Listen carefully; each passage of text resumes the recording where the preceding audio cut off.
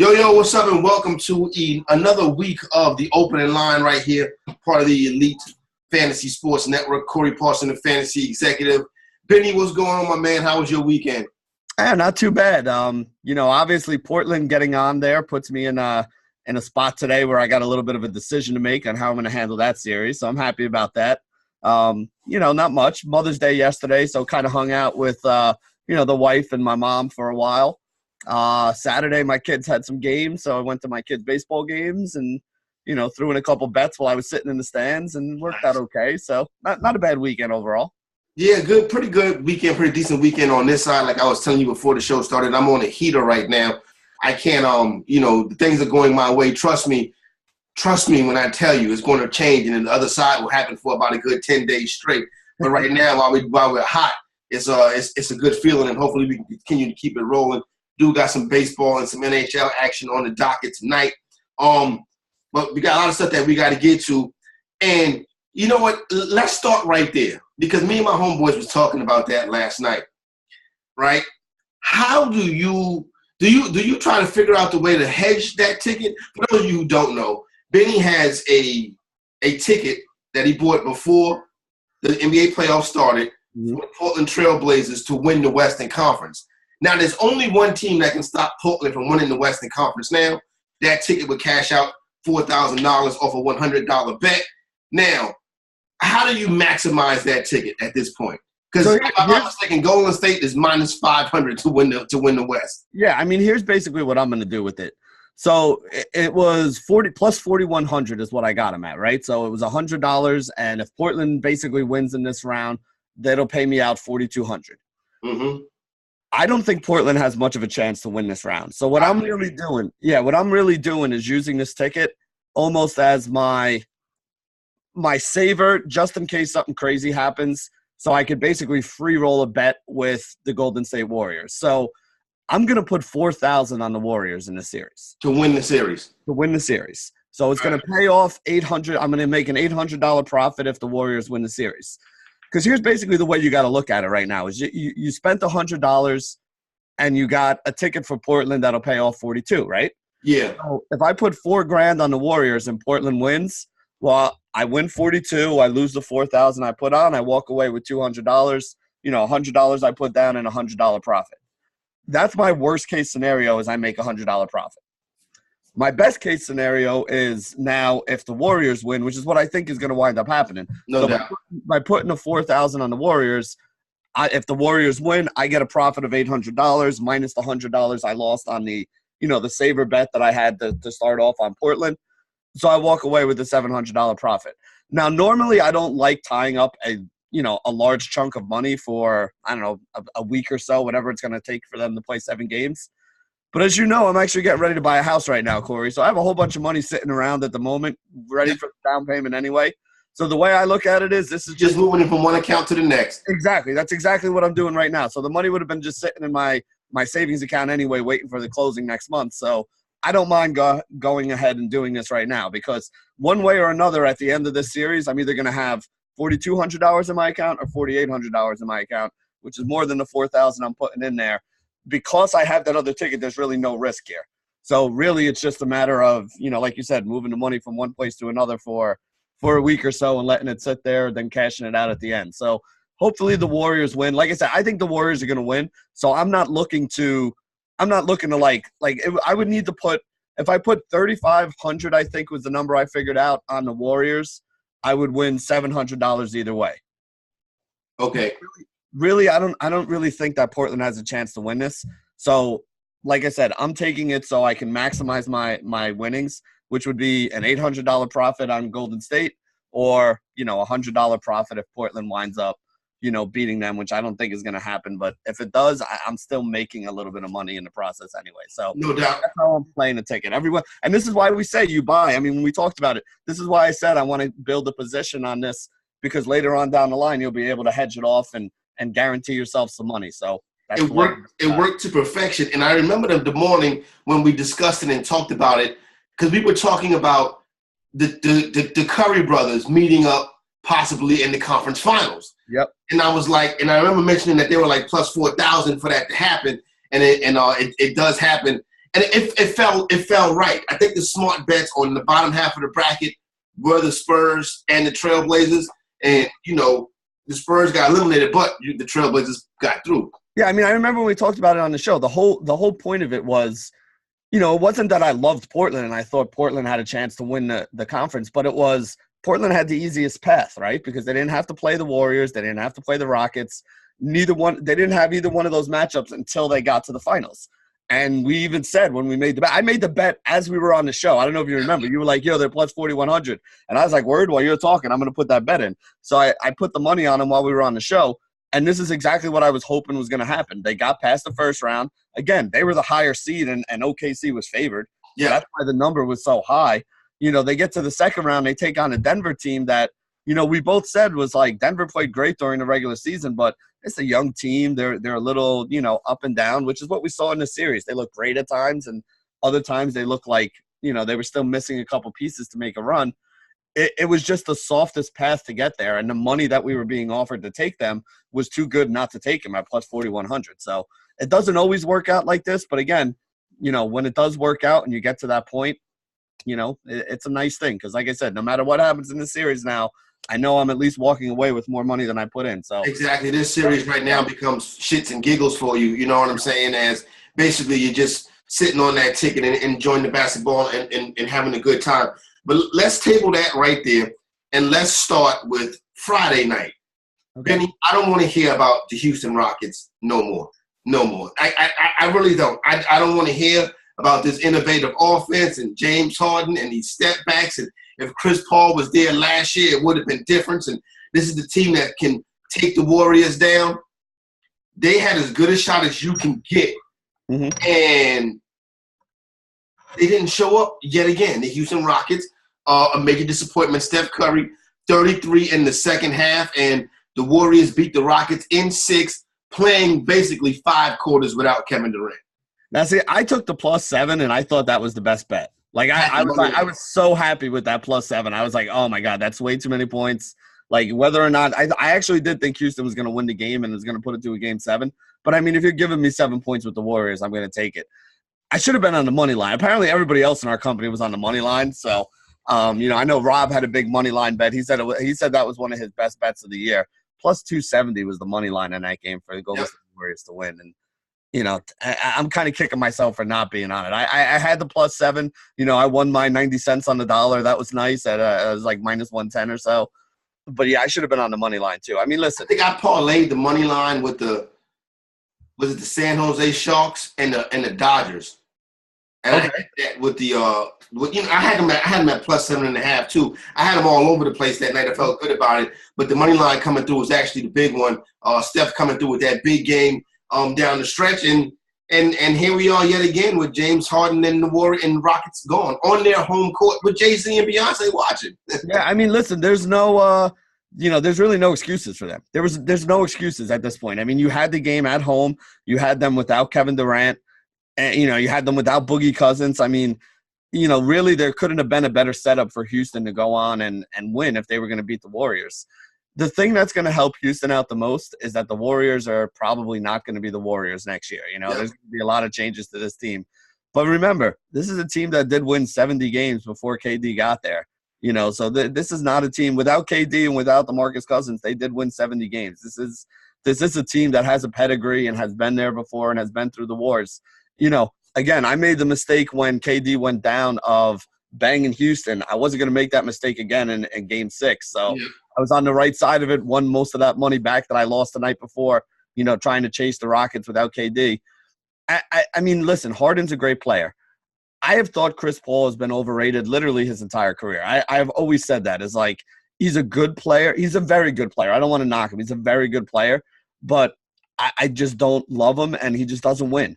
And I'm sorry, you can say anything you want. You had Blake Griffin, DeAndre Jordan for all those years, and you did nothing with them. Like, this is a guy that he just, even early in his career when he was in New Orleans, like, he's just never been able to put it all together. Like, he's never been the guy. He could be a secondary piece on the team that wins, but he's never been the guy. And, really, he was supposed to be the guy on this team with, him and James Harden kind of carrying him. I don't want to knock Harden. I mean, Harden did his thing. Harden was excellent all year. He was. Yeah, it really was the pieces around him that kind of let him down. Well, they weren't as good as they were last year. Period. Yeah, they really didn't. Look, I mean, again, in the offseason, they got rid of like the Trevor Arizas and the Luke Mbamutes and all those guys. Very important. Those guys were the guys that played the role that they need. Like James Harden doesn't play defense. James Harden's not going to stop anybody on the other side. That's what you had Mbamute and Trevor Ariza to do. Like that was their job. Like they were the defensive stoppers. They were the guys that were going to go out there and keep the other team's best player from putting up, Kevin Durant 40-something points a game, or, slow down a Steph Curry so he's not putting up 35 in the second half against you. That's really was the difference between that team. Offensively, this Houston Rockets team, they can always score. Yeah. With James Harden, you're always going to put points on the board. That's not the issue. You got to rebound. You got to defend. Those are the things that they didn't do well, and those are the things that kind of got exploited in this series. Yep. Steph Curry goes off. Klay Thompson with a couple of big shots. Warriors play excellent on defense throughout the course of that game, bear down in the fourth quarter and win the game.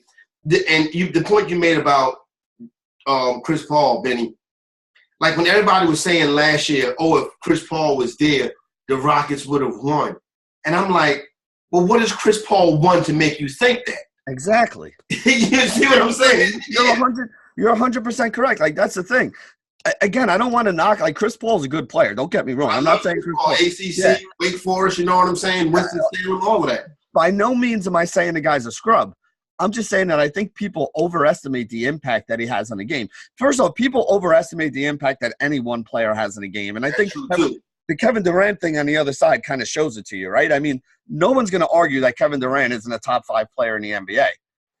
But you're acting like Kevin Durant was worth 20 points. Like, to put them as a 7-point underdog, you're acting like Kevin Durant is a 10-point swing in the, in the way things are going. That was free money. Yeah, at most, and I'm talking like the superstars of the NBA are maybe worth about 4 points to a spread. And that's at most. And that's like the superstars. Like Durant would be one of those guys, one of those kind of superstar guys. But the thing about Golden State that's different than like if you take Devin Booker off the Phoenix Suns, yeah, that's going to be worth 4 or 5 points because the rest of that team sucks. They don't have guys that can step up and make up for that. When you take off a Kevin Durant, yeah, you're not going to get the same production out of, Looney and Jerebko and whoever else you're throwing in there to cover those minutes.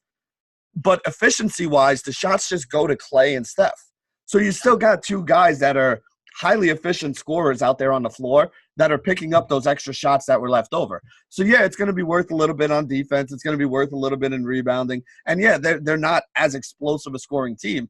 But, again, let's not act like the – You see what kind of players that Sean Livingston is. You see the kind of player that Kevin Looney is becoming. Kevin Looney is a skilled player. Or Kayvon Looney, whatever his name is.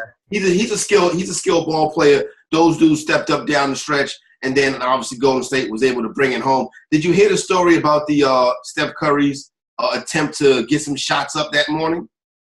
Yeah, I heard Chris Paul threw him out of the gist. I didn't hear the whole story, but I heard, the gist of it. So he tells the trainer the night before, I want to go to the Toyota Center tomorrow and get some shots up. Uh-huh. So his people, they contact the Toyota Center, and they're like, okay, you can come in here and have the gym between 7 a.m. and 8 a.m. Well, somehow Chris Paul gets word of this. Probably the people at the Toyota Center told him. Chris Paul decides he's going to go down to the Toyota Center at 7 a.m. so he can get some shots up. So they get there, and they're both there together. Obviously, who has to leave? So Chris Paul's like, well, this is my home court. Like, I get right of first refusal on this in this venue. So Steph's like, well, I asked them whatever. They said it would be fine.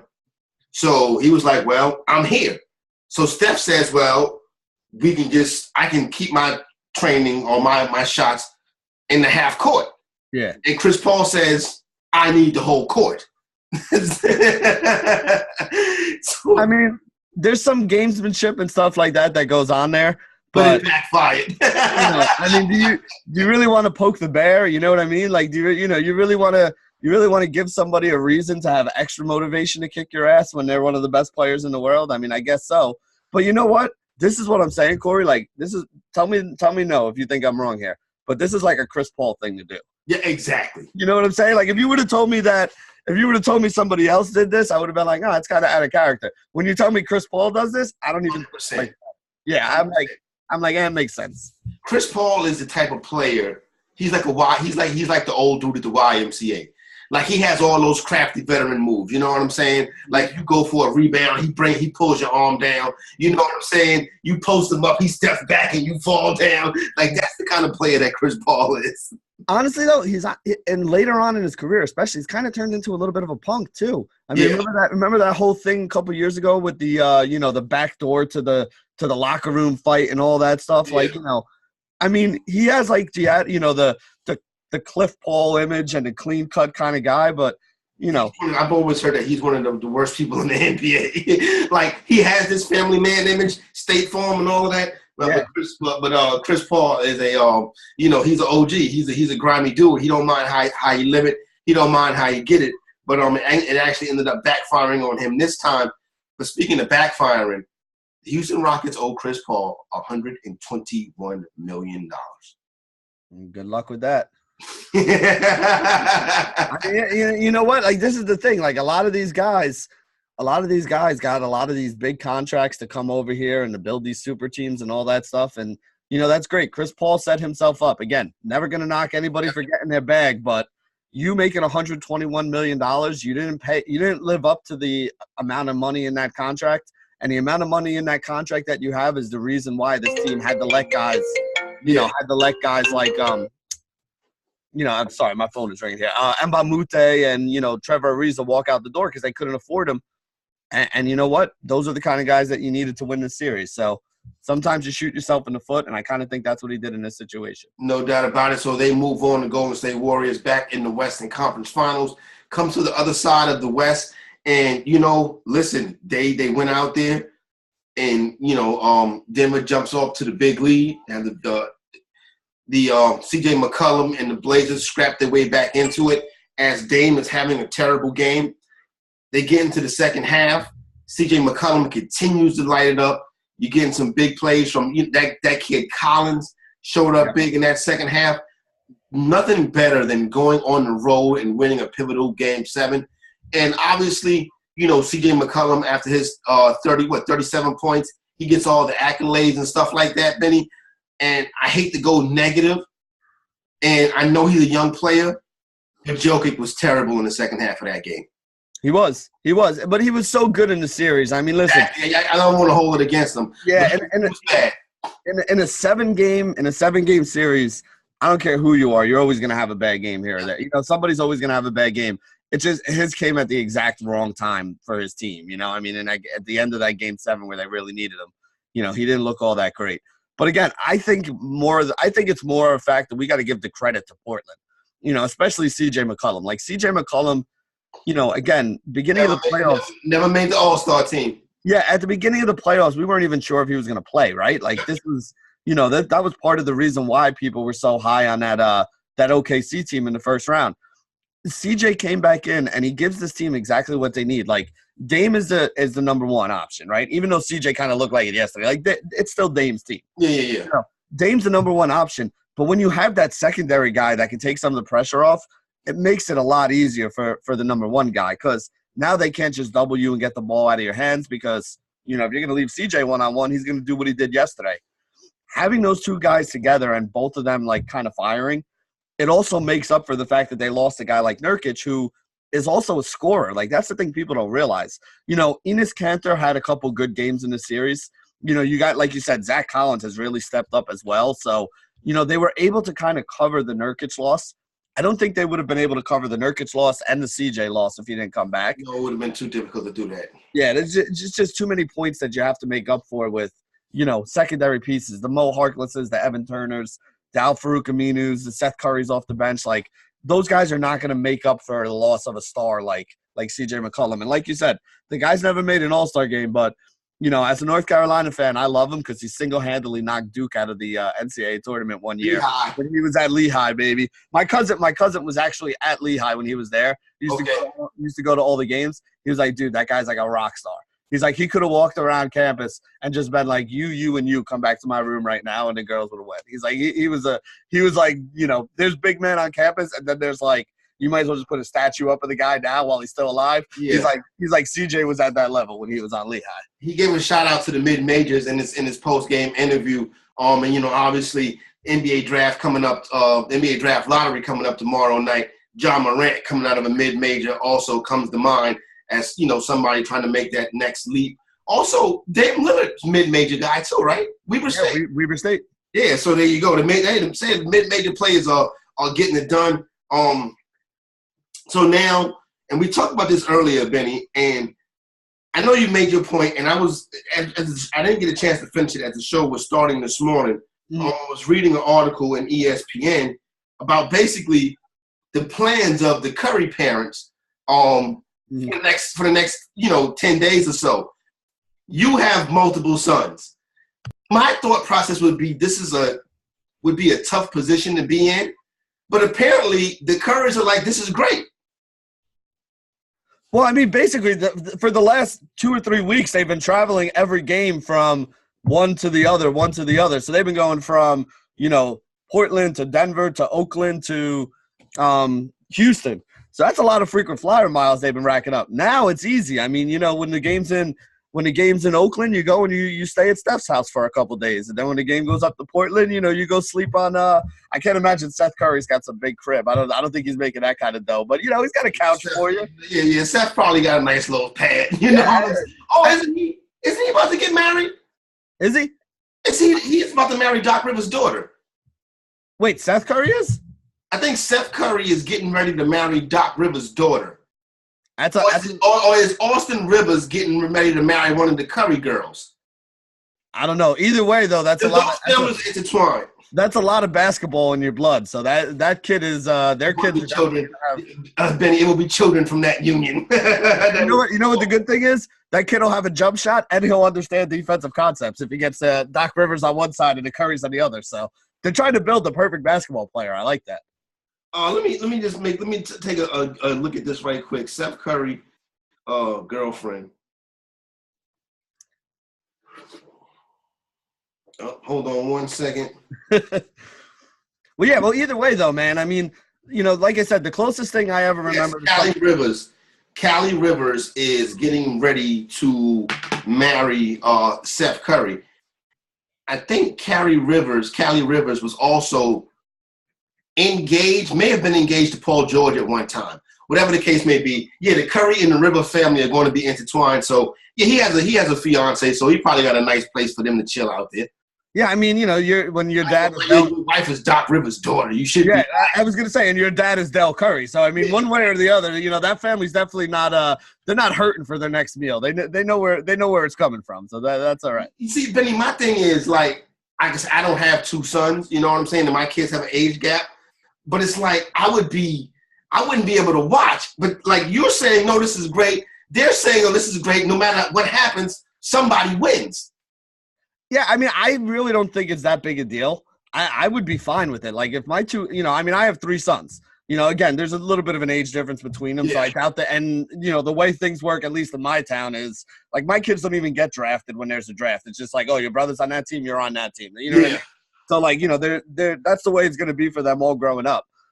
But my biggest thing is like, even if your 2 kids are on the same side, like this is the NBA. Like Del Curry was an NBA player, so he understands the way this all kind of works right now. His wife's been around this his whole life and all that stuff too. I mean, you go to the game, you're going to root for – and that's the thing. Like, if your kid plays a sport, you're not just like rooting for your kid. You're rooting for all the kids on his team, right? Yeah. No matter what level it is, whether it's Little League, whether it's the NBA. I'm sure Del Curry is friendly with the other guys in the Warriors. I'm sure Del Curry and his wife are friendly with the other guys on the Blazers as well. So really, you get to go to 7 games of the Western Conference Final and watch really good basketball, probably in some really good seats because the family and friends seats are usually down closer to the court. Those people don't sit in bad seats, Benny. No, they're not sitting up in the right. They're not sitting in the seats we can afford at Madison Square Garden. They're sitting down towards the court. So remember that year Cleveland put them right in the middle of a Cavalier section and they was throwing stuff at them? You know what, though? I mean, that happens, again, not so much in the NBA, but that happens in college all the time. Like, if you ever watch, you always have, like, the other team, the away team, is sitting, like, right in front of, like, the rabid student section. Like, they don't sit them next to, like, the old alumni guys. They put them with the alumni. They put them in the place where it might go down at. Yeah, hell yeah. We'll get plenty of fix of the Currys over the course of the next couple of days. So, you got that series coming up. So, before we move on to the highlight, Benny, well, we already talked about it. Portland is 360. The Warriors are minus 500. You already know what to do with that. You know what I mean? Hop on the Warriors. You want to get that done now, go ahead and do that now. Like Benny has already jumped on that. And then the main event last night is this is why you go get players like Kawhi Leonard. This is why you go get players like Jimmy Butler and Tobias Harris. This is the absolute classic up there in Toronto last night. And I was really happy. That's a fan base that is going through a lot, especially that Toronto Raptor fan base. Probably the biggest moment in the history of their franchise right there. Kawhi Leonard, one of the great all-time buzzer beaters. People will always debate. Well, I've already heard it this morning. We were talking about it last night. Jordan's game winner versus the Cavs or Kawhi's game winner last night. One thing I will say is that was a deciding game. The Jordan shot. It wasn't in Game 7. It was Game 5. But that's when the first round series were 5 games. The Bulls were losing that game. If Jordan doesn't hit that shot, they don't go to overtime. The Bulls' season ends. Kawhi Leonard, he misses that shot. That game goes to overtime. That's the difference. But other than that, though, a great game, and Kawhi comes through with one of the all-time great NBA shots. So you know what the funny thing is? And I'm sure a bunch of other people, did not see it happen live. Wow, that's crazy. Benny, it might have been like the only – I may have saw 20 seconds of that game, and it was the last 20. I mean, it happened. I saw the Jimmy Butler breakaway to tie the game, and then I saw the play after. See, I was dozing off because I was drunk. I was going to say, I watched them all on SportsCenter, after the game because I'm a Game of Thrones guy. Okay. So Game of Thrones came on at 9 o'clock. There was still like 7 minutes on the clock when it happened. And my wife was sitting here and she's like, "You're going to put on Game of Thrones, right?" And I was like, "Fuck yeah, put on Game of Thrones. I'm not going to watch another, the end of this game right here." So I heard about it and then I saw the highlights and all that stuff, So it was cool. It was cool to see. And listen, Kawhi Leonard, people don't give this guy enough credit as good as he is. The guy had 41 points last night in the deciding Game 7. You know what I'm saying? That's a big deal. They made this trade for DeMar DeRozan, who had been a big piece of this franchise for a long time, to bring in Kawhi Leonard to do what Kawhi Leonard did last night. I mean, if you look at the box score for that game, other than Kawhi Leonard, who really played well for the Toronto Raptors? I mean, you got probably one of the best games of the series out of Serge Ibaka that you've had. He was excellent. Excellent. Yeah, he was excellent. Shots, he did very well. I think Pascal Siakam had like 12 or 13 points. And that's it. Nobody else was in double digits. They had 92. Kawhi had 41. Like I said, Ibaka had, I don't know, he had like 20-something. He had a bunch of shots. Pascal Siakam had 13. Nobody else had double digits for this team. And that's one thing that I like. And when you have – Serge Ibaka has been in these games before. Serge Ibaka has played deep into the postseason. Kawhi Leonard is a finals MVP. And that stuff is so important, I think, when you're moving down the stretch and moving forward. You look at the situation with the Nuggets yesterday. Yeah, sure, the Nuggets will be there at some point. You know what I mean? But they got to get some of these tests under their belt first. Yep. Now you're going up against the Milwaukee Bucks team. This is the farthest they've gone. Are they talented enough to where it doesn't matter? Or do you think that Toronto has a chance? Toronto comes in as the underdog at plus 210 in this series. Oh, man, I don't want to sleep on the Bucks no more, though. Yeah, I mean, listen, I've been heavy on the Bucks since the beginning of the year. That's a team that I had a lot of faith in. I got a lot of tickets for them to win the. I looked at it today and I'm kicking myself right now. I don't have a single ticket on the Bucks to win the East. All the tickets I have are for the championship. Yeah, all the tickets I have are for the championship. Again, if the Bucks get through this round, it's going to be another situation like Portland where I'll be able to, kind of hedge off and guarantee myself some money. So that'll be good. But I don't have anything with them just winning the East outright, which I wish I would have. I guess the numbers during the year probably weren't big enough. That's probably why I didn't put anything on it. I mean, I do think that Milwaukee's the favorite here, but I don't think by any stretch of the imagination, I don't think this is a lock kind of series. This ain't going to be like Boston. Yeah, no, to me, this is going to be probably a 6 or 7 game series. Like I said, I do lean Milwaukee winning it. I think it was Toronto to win the championship was plus 550. And with me already having some money for Milwaukee to win the championship, I wouldn't mind taking a little bit on, Toronto just to have a little stake there that, I could kind of play around with in case they do beat Milwaukee here. Would kind of help me get some of the money back I laid out on the Milwaukee bets that would basically be worthless if they don't get through this round. So them at plus 550 to win the ship, I liked. What were they to win this series? You said they were plus 210 or something? The Toronto? Yeah. Toronto was plus 210. Milwaukee is minus 270. Yeah, I mean, again, like I don't really want to put any more money down on that. I like I said, I don't think there's enough value being offered on Toronto for me to get excited about plus 210, and I definitely don't want to take minus 270 on Milwaukee. That's just it's not enough money. You know what I'm saying? I agree with you. I don't think so. It'll be a game in the game situation. Already got the first spreads out for the first couple days. Toronto is getting 6, and I believe the Trailblazers are getting 7 or 6.5 and 7.5 is how I believe the first 2 games, or maybe Toronto's getting 4 in that first game. Yes, no, Toronto's getting 6. The Portland Trailblazers are getting 8, and that's where the opening lines are at with those 2 series right there. So we got our final set and ready to go on that one. Tomorrow we will have the NBA Draft Lottery. That's obviously a big deal in this area, this neck of the woods right here, as maybe the New York Knicks are on the way of getting back to relevancy in the NBA. The Lakers hired Frank Vogel. Quickly, Benny, any thoughts on that? I like it a lot more than I like Ty Lue. I got to be honest. So I know there's a lot of people, even some players are like, oh, well, they're disrespecting Ty Lue. This guy's a champion. I don't think Ty Lue's a great coach. I really don't. Like, again, for me, if Ty Lue wants to cement himself as being a very good coach, somebody who's worthy of a 5-year, super mega kind of deal as a head coach in the NBA, you need to go win without LeBron. Yeah. You know what I'm saying? Like, you need to go prove to people, and you don't even have to go win the championship, but just go and prove to people that you can do it without LeBron. Because me seeing you coach LeBron James doesn't make me doesn't say it's like okay, you were the coach. It's like you were the coach of Peyton Manning. Yeah, like again, your job if you're coaching a LeBron James or a Peyton Manning is don't F it up. Yeah, like that's your job. That doesn't make you a good coach. Your job is to make sure you don't F it up. You can learn more about who can coach when you see them there than you can about who can. Because, again, if I'm hiring a coach, I want somebody who's going to put my team in the right spots to help them win, who's going to push the right buttons, who's going to make the right substitutions, the right mix of guys coming together. And I don't know if Ty Lue can do that, because all Ty Lue had to do with the Cleveland Cavaliers was basically just put LeBron in and then sub shooters around them. So to me, that doesn't show me that the guy can coach. I think the Lakers made him a fair offer. 3 years and a decent amount of money. They were basically trying to get Ty Lue to come in and coach the LeBron years. Yeah, I think they wanted to put Jason Kidd on his staff, and I don't think he was with that. Like, I think he wanted his own staff, and Jason Kidd wasn't a part of that. Which I don't know from not wanting no piece of Jason Kidd. I gotta be honest. Again, I'm not a fan of Jason Kidd, which is another reason why I was so high on the Bucks this year with him not being involved and them actually bringing in what I consider to be a good coach. But as a head coach, I don't knock Ty Lue for that either.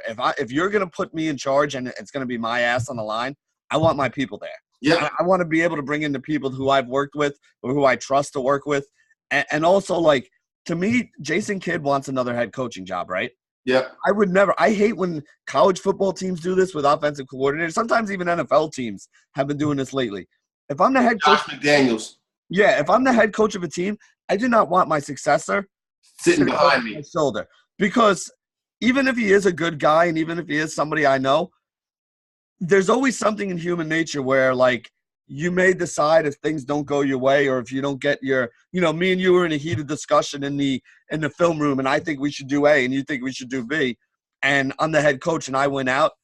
If you're not 100% buying in with putting that game plan, whatever that game plan is, whatever sport we're talking about, if you're not 100% bought in with putting that in place, I don't want you in my room, because then you're not helping our team win. And maybe you aren't that kind of guy. Maybe you are. I don't know. But even just having that guy sitting over your shoulder and even just having that in the locker room where, hey, maybe he's not fully on board. Maybe he actually wants to see me fail so that he can take over, is not a situation I would want to be in. So I agree with you on that one. I agree with you on that one. Do not knock Ty Lue for that at all. Yep. Just seeing some breaking news come through. Speaking of coaching, the Cleveland Cavaliers have hired their coach, and they hired John Beilein. No way, really? They hired John Beilein. John Beilein is leaving the Wolverines. John Beilein is leaving the Michigan Wolverines. 5-year deal to become the head coach of the Cleveland Cavaliers. I love John Beilein. So John Beilein, before he went to Michigan, he was actually at the University of Richmond. One of my buddies, kid who was a little older than me, who I grew up with, used to watch him play. He played for Beilein at Richmond. Very nice guy. Like, we actually went out for drinks and all that when we went down to his senior night to see them. Beilein is really cool. Always liked him when he went to Michigan. Always followed him. He's more of a defensive-minded coach. Yeah. Which I don't think he's ever been in the NBA before. I don't think he's been in the NBA before either. He's bounced around. I shouldn't even say bounced around. I mean, he's been from big-time D1 school to, he's kept taking the steps up the ladder. So he's done the right thing. He's a good coach. I mean, I don't know. Like I said, I don't know how it's going to translate to the NBA, but definitely a guy who's basketball knowledge I respect. So I don't think that's a crazy thing for the Cavs to do. I think they got a guy in there who, knows how to build programs. He did it at Richmond. He resuscitated that program at Michigan as well. Again, you never really know with these college guys if they're going to be able to adjust to the NBA game, but Beilein's going to work his ass off. So I think he'll come in well respected. Basically, they have a young base. You don't have the J.R. Smith. They're probably going to get Tristan Thompson off that team at some point too. Kevin Love, probably be the guy that remains there. They got a lot of pieces. They got a lot of rebuilding to do, and they'll mainly be around young pieces. And obviously, this is a guy that's been on the scene with some of these young players for a few years now. If I'm not mistaken, John Beilein, since he's got to Michigan in about 13 or 14, he probably has the most NCAA tournament wins. They've had some deep runs in the tournament, and they've been pretty consistent to the point where I would now say that Michigan is a basketball school, but the people that go to Michigan will tell me that Michigan's a football school. But speaking of Michigan, they lose Beilein, and I could see them sometime in January letting go of Harbaugh too. Like, I don't think Harbaugh's going to leave. If Harbaugh don't beat Ohio State this year, he's getting fired. You think so? Yeah. Yeah. Well, you know what? I mean, that's the that's basically the thing that the GMs ask, right? If you're the GM of Ohio State or Michigan, you basically tell whatever coach is sitting across from you is like, listen, you need to do things the right way. You need to keep your program clean. And at some point in the next couple of years, you need to beat them or you're going to be out of here because the owner ain't going to let me rehire you, This season comes down. Joe, I got 3 wins versus Michigan State. What did you do against Ohio State? You know what I'm saying? You could have a bad year where you go 2-20 as a basketball coach at Michigan, as long as those 2 wins are Ohio State and vice versa. There you go right there. So that's where that shakes down. So we got a lot of how did your MMA did you get any MMA bets in this week? Yeah, my brother actually came over here. We were watching the fights. Wasn't really all that great. I had a little bit too much of the Brazilians. And the Brazilians did not fight all that well, except for that girl at the end. Yeah, I don't know if you watched it, the last fight at the end. The girl got dropped on her head. I didn't see it though. She was honestly losing the fight. The other girl was bobbing and weaving in and out. Dude, she just picked her up. She tried it in the first round and it didn't really work out as well. But she picked her up and slammed her, and the other girl was holding on, so she landed like right on her head. Man, that was scary, bro. I thought she killed her for a minute there.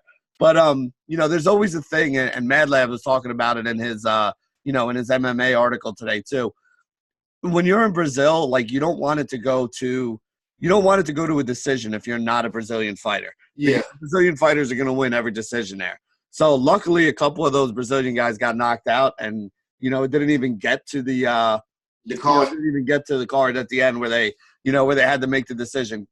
The problem is, I bet a bunch of those Brazilian guys thinking like, if these guys don't get knocked out, and it gets to the cards at the end, the judges are gonna give it to them. So it wasn't the greatest day betting wise MMA for me. Yeah, no, I was getting ready to hop in too that night. I think I had hit something earlier that day, and I wanted to keep the train rolling. And I was getting ready to hop in that night. But Jim Day was not available. He didn't answer the telephone. I actually saved that money because I would have lost that bet right there because I was on those Brazilian cats also. So you had that. And that's kind of really it, and that kind of puts into the weekend. Tomorrow we'll start to talk about and get into the big festivities tomorrow evening, which is the NBA Draft Lottery. Big one because this is probably going to be – this is the most hyped NBA Draft Lottery since LeBron James came out. Obviously, the big prize this year is Zion Williamson. You'll be hearing a lot about him over the course of the next 24 hours. But let's run through some baseball right quick before we get up out of here. Yankees at 6:30. The Yankees get that crazy 6:30 start, like you mentioned earlier. But we got Milwaukee and Philadelphia, Freddie Peralta and Aaron Nola. The total in this one is at 8. Yeah, the total is a little high. I was hoping it was going to be 7. I really think there's going to be a lot more runs in this game than people realize. I mean, Peralta's a guy that he really only throws fastballs. Now again, he throws hard, so he's going to get a lot of strikeouts, but he also gives up a lot of home runs. And Aaron Nola he's starting to come kind of round around. Like, Aaron Nola's a pitcher that I like a lot, but he did not have a really good start to this season. I was hoping this was going to be like a 6.5, 7. At 8, I don't really know if I want to take the over. If I had to lean one way in this game, it's probably going to be Nola. So I'll take Phillies. Yeah, I can agree with you on that. Houston and Detroit, out there in Detroit, 8.5 is the total on this one. I love Houston. You have no pitchers listed. At least I don't see no listed pitchers for this. Yeah, so for Houston, it's supposed to be Brad Peacock. Peacock's the guy I always kind of liked. I think he's a good pitcher. Can't go deep into games. That's why they've been using him as like a long reliever a little more. But he's kind of like that swing guy that whenever there's an injury or whenever you're missing a starter, he can step in. And he does have high strikeout upside. And plus, he's going against a Detroit team that's just – this offense is just garbage to me. So I like the Houston side of it. Matt Boyd is a guy for Detroit who's actually pitched pretty well this year. But Boyd is a lefty, and he's going up against Houston, who has a lot of guys that hit lefties well. Alex Bregman, George Springer, like off the charts against them. And then you got guys like Correa. Altuve is on the DL, so, he's not going to be in this game. But I still think Houston has enough firepower to win this one. Minnesota is home for the Angels. Tyler Skaggs, Jose Berrios, total sitting at 9.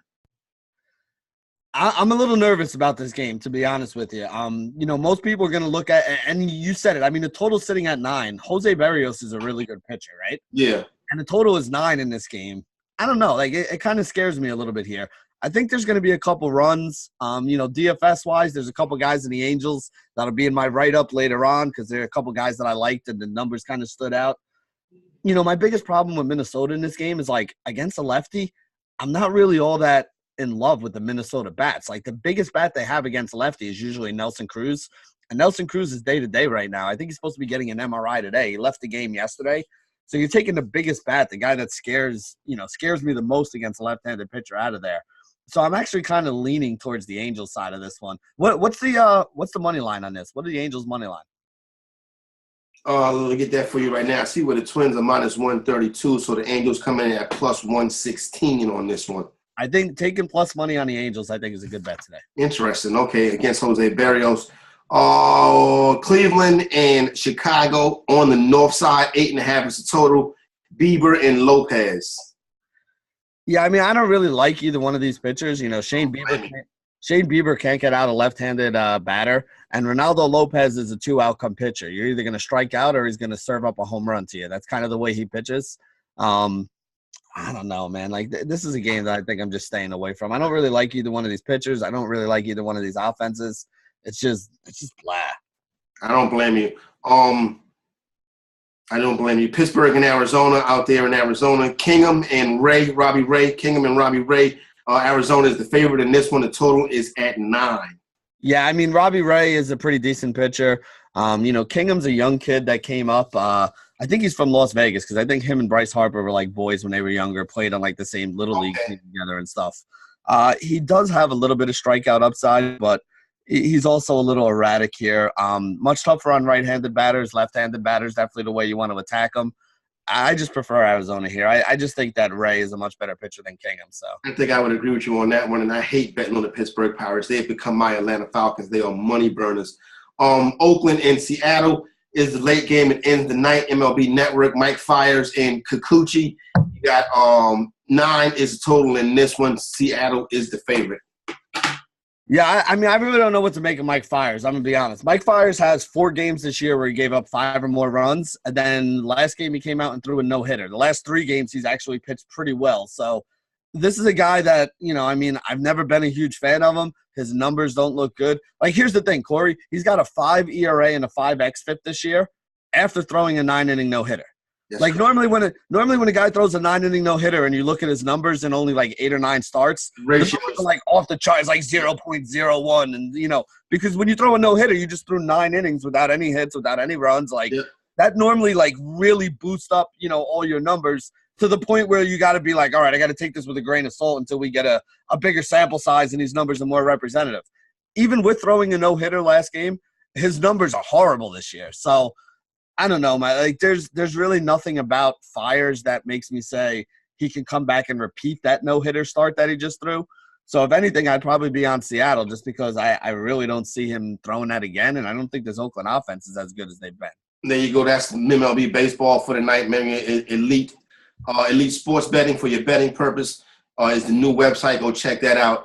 Obviously, Guru Elite. What's it? Elite Fantasy? EliteFantasy.com. Yep. For your DFS purposes, that's where Benny's baseball write-up would be. And don't forget FantasyGuru.com. I'll probably hop in another slow draft today. Thought to give you some results and talk about some of those players as we move through the rest of the week. Don't forget to subscribe and hit like and share. Benny, my big piece of chicken is going to C.J. McCollum. Yeah, I was going to do CJ too, so I'll give mine to Kawhi Leonard for the other game. I figured those would be the two. Yep. Yeah, those two guys both need to get singled out here for what they did on Sunday. So, big piece of chicken, CJ McCollum. Big piece of chicken, Kawhi Leonard. And also going to give a big piece of chicken out there to the Hounds for finally killing the Mountain for any of you Game of Thrones fans out there. There you go, right there. Was that the finale or next week the finale? Next week's the finale, but I mean, for the most part, all the a lot of important and big stuff happened last night. But I know there's some people who didn't see it yet, so I don't want to ruin the whole thing. No spoilers over here. For my main man, Benny Ricciardi, I'm Corey Parson, the fantasy executive. The opening line, we are out.